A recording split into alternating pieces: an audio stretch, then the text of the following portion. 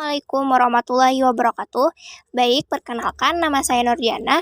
Saya dari Program Pendidikan Geografi Angkatan 2020 dengan NIM 2010115220009. Di sini saya akan membuat semacam percakapan dengan teman saya yaitu Maria Ulpah, dan percakapan ini membahas tentang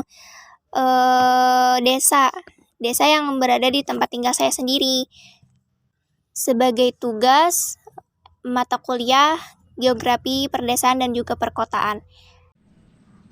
Assalamualaikum Nurjana. Nah, kali ini Ulun ingin bertanya nih seputar desa tempat tinggal Nurjana. Waalaikumsalam warahmatullahi wabarakatuh. Baik, Maria. Nah, mulai dari mana dulu nih, Maria? Yang pertama, menurut Nurjana, pengertian desa sebagai tempat tinggal bagi Jannah itu apa sih? Desa menurut saya adalah merupakan kumpulan dari beberapa unit permukiman kecil yang disebut juga kampung. Nah, di Desa Pematang Panjang sendiri adalah salah satu desa yang terletak di Kecamatan Sungai Tabuk, Kabupaten Banjar, Provinsi Kalimantan Selatan. Oh, jadi begitu ya Jannah. Nah, untuk pertanyaan yang kedua, selanjutnya itu apa aja sih unsur-unsur desa tersebut? Baik, di sini saya akan menjelaskan unsur desa nih. Nah, unsur desa di Pematang Panjang sendiri, bagian daerahnya merupakan salah satu dari 20 desa yang ada di wilayah Kecamatan Sungai Tabuk. Nah, yang dimana kondisi wilayahnya itu 20% dataran tinggi nih Maria. Dan terdiri dari permukiman, juga perkarangan, dengan kondisi jenis tanah yaitu pasir putih, yang membelah desa sepanjang 3 km.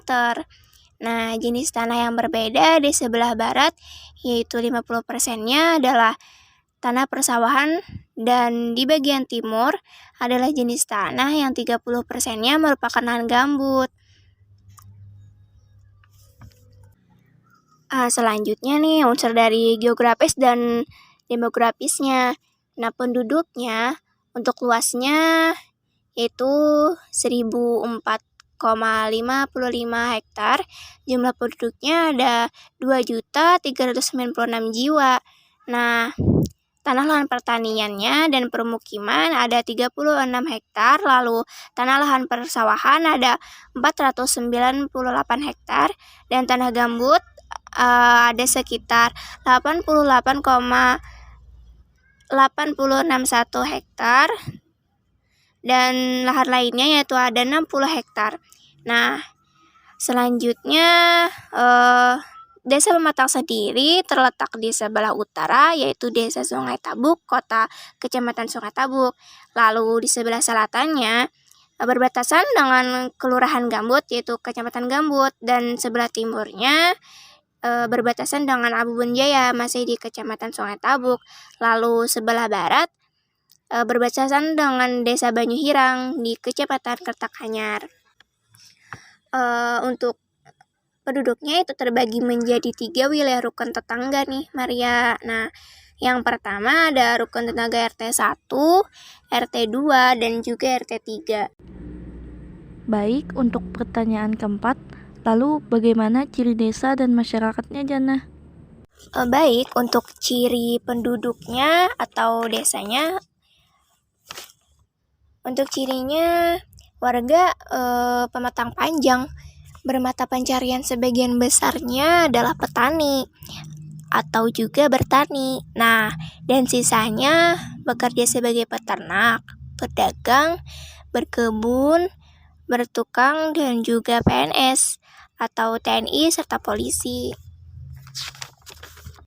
Untuk ciri selanjutnya, warga desa Pematang Panjang masih menggunakan adat istiadatnya, masih berjalan dan tapi tidak terikat. Juga ciri selanjutnya mulai beradaptasi dengan teknologi. Baik, untuk pertanyaan yang kelima, klasifikasi perkembangan di desa Jannah bagaimana nih? Untuk klasifikasi perkembangan desa, di Desa Pematang Panjang sendiri, desanya itu termasuk menurut aku nih ya, desanya termasuk desa swakarya. Kenapa, Maria? Nah, karena desa Pematang Panjang sendiri memiliki ciri adat istiadatnya masih berjalan, tapi tidak terikat. Mulai beradaptasi dengan teknologi, semacam peralatan canggih nih, seperti adanya handphone, lalu peralatan-peralatan lainnya lah yang canggih-canggih itu, dan tidak terisolasi, jadi tidak berada di pedalaman, masih bisa terjangkau dan jaraknya masih dekat aja gitu dengan kota. Nah, untuk pusat ekonominya sangat banyak nih dan juga berkembang di bagian kota, jadi masih bisa dijangkau oleh desa Pematang Panjang sendiri.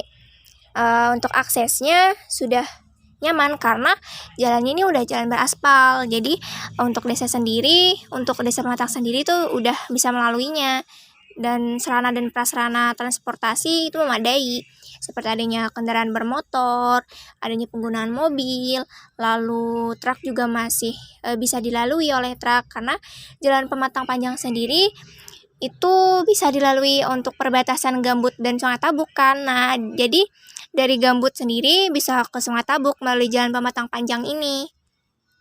Makanya itu jadi mudah banget nih untuk membeli barang secara online dengan menggunakan handphone.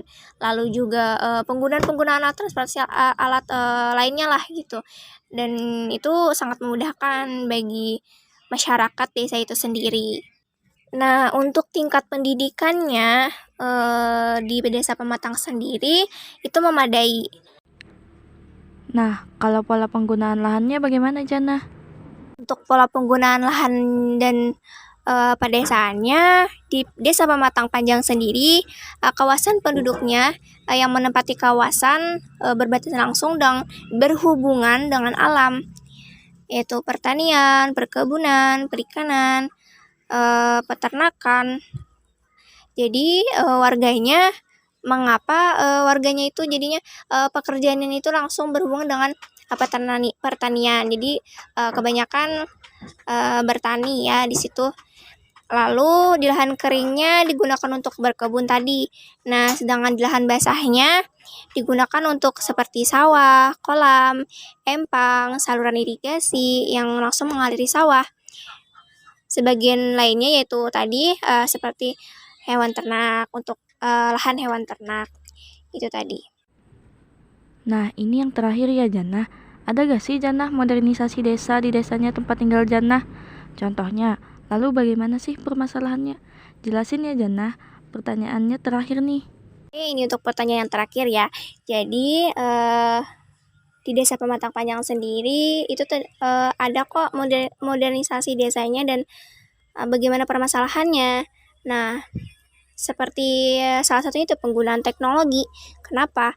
Karena salah satu di desa Pematang Panjang sendiri penggunaan teknologi yang sedang dipakai banyak orang, apalagi kaum anak muda ya, yaitu adalah handphone. Nah, sering pemakaian berjam-jam dan sering digunakan oleh anak laki-laki sih sebenarnya, dan bermain gadget atau game hingga kadang tuh lupa waktu.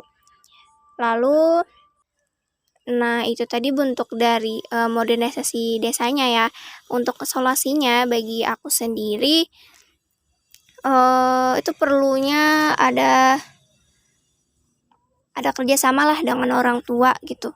Dengan penggunaan gadget itu beri batasan-batasan untuk kaum anak muda sekarang gitu. Karena penggunaan gadget yang terlalu lama itu bisa mengakibatkan hal-hal yang tidak baik gitu. Dan dapat dialihkan dengan diberikan suatu permainan atau permainan-permainan yang dulu kita pernah coba. Nah, seperti main layang-layang, main daku, dan itu mulai dari sejak dini gitu. Karena sekarang tuh sejak dini aja seperti balita atau anak-anak aja tuh mudah banget dikasih gadget, dan itu merupakan hal yang salah gitu. Itu aja sih dari aku, dan terima kasih banyak atas pertanyaannya, Maria. Assalamualaikum warahmatullahi wabarakatuh.